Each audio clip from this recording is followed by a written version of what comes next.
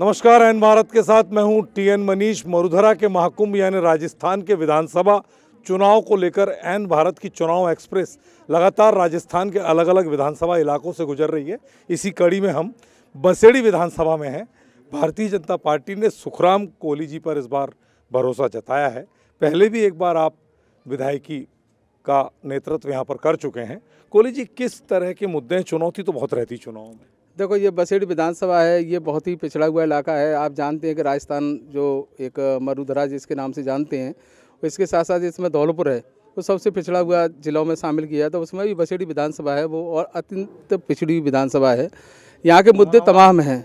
उन मुद्दों को लेकर अगर हम बात करें तो चाहे चिकित्सा का मुद्दा हो, चाहे शिक्षा का मुद्दा हो, चाहे रोडों का मुद्दा हो, बिजली पानी की समस्या हो, यहाँ पर हमेशा से ही कोई ना कोई समस्या बनी रहती है। मूलतः यहाँ पर अगर हम देखें तो हमारी जो विधानसभा है दो भागों में विभाजित है। एक है खेमरी से लेकर के नादनपुर तक, और एक दूसरा है नादनपुर से लेकर के चंबल और बथुआ को करौली बॉर्डर तक।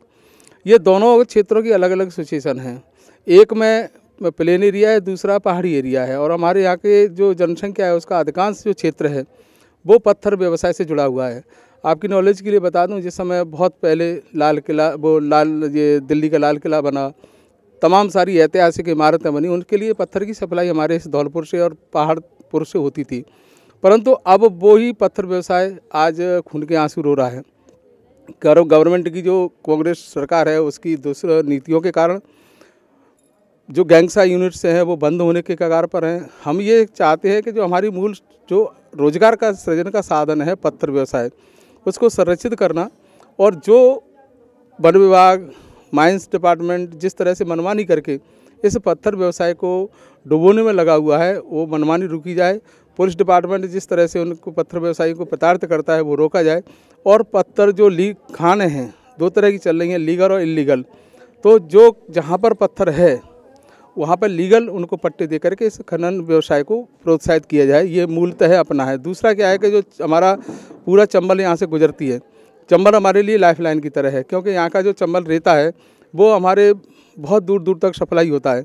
परंतु उसमें सबसे बड़ी समस्या माननीय हाईकोर्ट के, सुप्रीम कोर्ट के आदेशानुसार उस पर लोग रोक लगा रखी है। मैं जिस समय विधायक था उस समय एक क्वेश्चन लगाया था। उस क्वेश्चन में मैंने ये कहा था कि जो घड़ियाल है, घड़ियालों का संरक्षित क्षेत्र है, परंतु पूरे चंबल में घड़ियाल नहीं है। घड़ियालों का एक सीमित दायरा है, जो सीमित दायरा है उसको संरक्षित किया जाए, परंतु जो दूसरा एरिया है उसको ओपन किया जाए। जिससे क्या होगा, एक तो यहाँ का जो रोजगार है उसका सृजन होगा, दूसरे क्या है जो गवर्नमेंट है उसके लिए रेवेन्यू जनरेट होगा, और साथ ही साथ जिस तरह से आज तमाम सारी घटनाएं जो होती हैं वो उन घटनाओं पर भी रोक लगेगी। एक बात है कि राजनीति के संरक्षण से खनन और रेत माफिया फलता फूलता है। ये मैंने बहुत नज़दीक से देखा भी है। और नतीजे ये होते हैं कि आईएएस तक की हत्या हो जाती है, ट्रैक्टर से कुचल दिया जाता है। तो ऐसे में राजनीति का संरक्षण हो, लेकिन कानूनन तौर पे हो, विधिवत हो, उसको लेकर के क्या आपको लगता है? क्योंकि राजनीति कहीं ना कहीं दूषित तो करती है पूरे मामले। नहीं, देखो ये चीज़ें सब जब आती हैं जब हम उसको लीगलाइज रूप से नहीं करते हैं।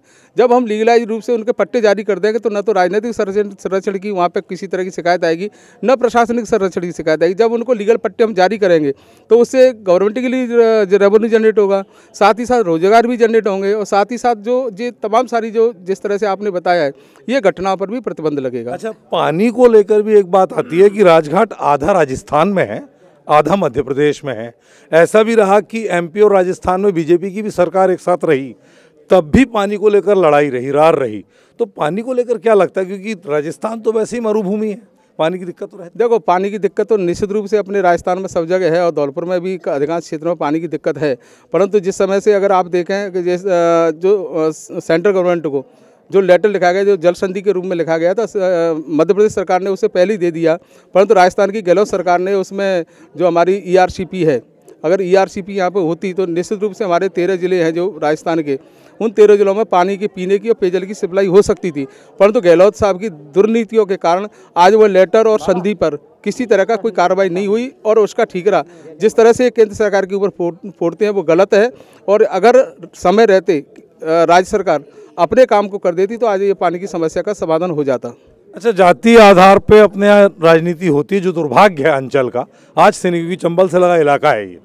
चाहे हम 34 विधानसभा मध्य प्रदेश की देख लें, चाहे धौलपुर जो कि पूर्वी राजस्थान के चंबल का बेल्ट है, आपका जो आसपास का इलाका है, तो जाति के तवे पे राजनीति की रोटी कहीं ना कहीं विकास को रोकती है और ये बात आ ही जाती है गाहे बगाहे। कैसे आप लोगों तक पहुंच रहे हैं कि ये जो चीज़ है ये अलग हटे और लोग सर्वहारा जो है विकास के साथ जाएं? देखो, मैं अन्य क्षेत्रों की तो नहीं कह सकता, परंतु मेरे बसेड़ी विधानसभा जातिगत किसी तरह का कोई द्वेष नहीं है। आप समझ सकते हो कि हमारे जो मैं कोली समाज से आता हूँ और 4-5 हज़ार वोट हैं और 4-5 हज़ार वोट के ऊपर कोई विधायक नहीं बन सकता। अगर सातों कौम हैं, सातों कौम ने एकजुट और एक स्वर से जो समर्थन दिया है, इसी समर्थन के कारण 3 बार सांसद माननीय गंगाराम बाबा रहे, सांसद रहे। उसके बाद बहादुर सिंह जी सांसद रहे, उसके बाद रामस्वरूप जी सांसद रहे। उसके बाद मैं जब परिसीमन हुआ तो सबसे पहले 2008 में मैं विधायक रहा, मेरे बाद में रानी कोली विधायक रही, उसके बाद में फिर मुझे टिकट दिया गया। तो ये राजनीतिक जातिगत किसी क्षेत्र में होता होगा, यहाँ तो सभी 3600 कौम एक साथ हैं और एक साथ होकर के भारतीय जनता पार्टी को विजयी बनाएंगे। अच्छा, मुख्य मुद्दे जो हैं, नए मतदाताओं तक आप कैसे पहुंच रहे हैं, पलायन को कैसे रोकेंगे, रोजगार के साधन कैसे सृजित करेंगे, क्या क्या चीज़ें आपको देखने में आ रही है? देखो, जो युवा है, यूथ के तो एक ही मन में है, एक भारत श्रेष्ठ भारत, और उसी को लेकर के पूरा यूथ एकजुट है, यूनाइटेड है। और वो मोदी जी की जो नीतियां हैं, केंद्र सरकार की जो उपलब्धियां हैं, उन उपलब्धियों को ध्यान में रखते हुए आज यूथ यूनाइटेड होकर के बीजेपी के साथ जुड़ा हुआ है। दूसरी अगर तरफ देखें, स्टेट गवर्नमेंट की तरफ देखें, तो आपने देखा ऐसी कोई परीक्षा नहीं हुई जिसमें पेपर लीक नहीं हुआ हो। और एक तरह से कहें कि ये सरकार पेपर लीक की सरकार है, जिससे युवाओं का जो भविष्य है वो चौपट हुआ है। और हमारे बसेड़ी विधानसभा के रोजगार सृजन की बात करूँ तो हमारे यहाँ दो चीज़ हैं। एक आपकी नॉलेज की बता दूं कि पूरे राजस्थान का सबसे ज़्यादा बेर और आम का जो क्षेत्र नहीं है, बल्कि अनुसंधान केंद्र है खेमरी में। अगर उस अनुसंधान केंद्र को अगर फलीभूत किया जाए तो जिस तरह से हमारा पूरा क्षेत्र है, 3-4 फसल होती हैं, सरसों, गेहूँ और बाजरा, ये फसल मूलतः यहाँ होती हैं। आलू अब स्टार्ट हुआ है, परंतु आलू में जिस तरह से पेस्टिसाइड का उपयोग हो रहा है, जिससे ज़मीन की उर्वरक क्षमता कम हो रही है। परंतु अगर उसी को हम कन्वर्ट करें, अगर उसको थोड़ा सा हम डाइवर्ट करें तो जो फलदार वृक्ष हैं, चाहे बेर है, चाहे आम है, जिनकी श्रेष्ठ किस्म खेमरी में डेवलप की जा रही है, अगर किसानों को इस तरफ ले जाते हैं तो डेफिनेट उनकी जो आय है, और मोदी जी का जो सपना है किसानों की आय को दुगना करना, वो साकार होगा। साथ ही साथ किसानों को भी उससे आय का स्रोत बनेगा। दूसरा जो हमारा दूसरा पार्ट है डांग एरिया, वहाँ पर आपको बताऊं कि भेड़ और बकरी अनुसंधान का सबसे श्रेष्ठ अनुसंधान केंद्र आंगई में है।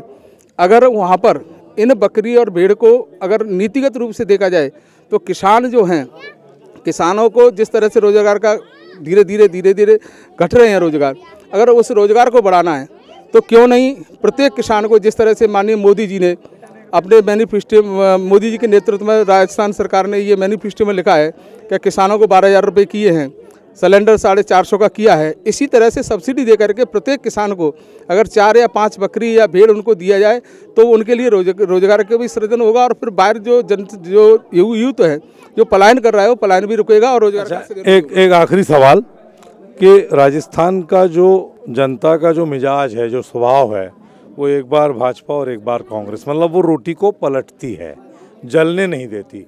तो ये प्रक्रिया इस बार भी होगी या कांग्रेस रिपीट करेगी? देखो, इसमें कांग्रेस का तो कहीं नाम निशान है ही नहीं। आज अगर बसेड़ी क्षेत्र में भी देखें तो शायद मैं समझता हूं कि कांग्रेस तीसरे स्थान पे है, और वो कितना भी कुछ कर लें इसको सरवाइव नहीं कर पाएंगे। पूरे राजस्थान की अगर बात करें तो मोदी जी के नेतृत्व में और यहाँ पर भारतीय जनता पार्टी के नेतृत्व में जिस तरह से जनसैलाब बीजेपी के साथ जुड़ रहा है, वह स्पष्ट रूप से ये दिशा निर्देश दे रहा है, वो बता रहा है कि बहुत प्रचंड बहुमत से राजस्थान में बीजेपी की सरकार बनेगी। तो ये थे हमारे साथ सुखराम कोहली, जिनका ये कहना है स्पष्ट तौर पर कि भारतीय जनता पार्टी के साथ लोग हैं, विकास की नीति के साथ गांव के लोग भी जागरूक हो चुके हैं। लेकिन ये तो 25 नवंबर के मतदान और उसके बाद 3 दिसंबर को जब ईवीएम लोगों के फैसले को बाहर निकालेगी तब तय होगा कि वादे और दावों में हकीकत कहाँ थी। कैमरा पर्सन संजय पांडे के साथ TN मनीष, बसेड़ी।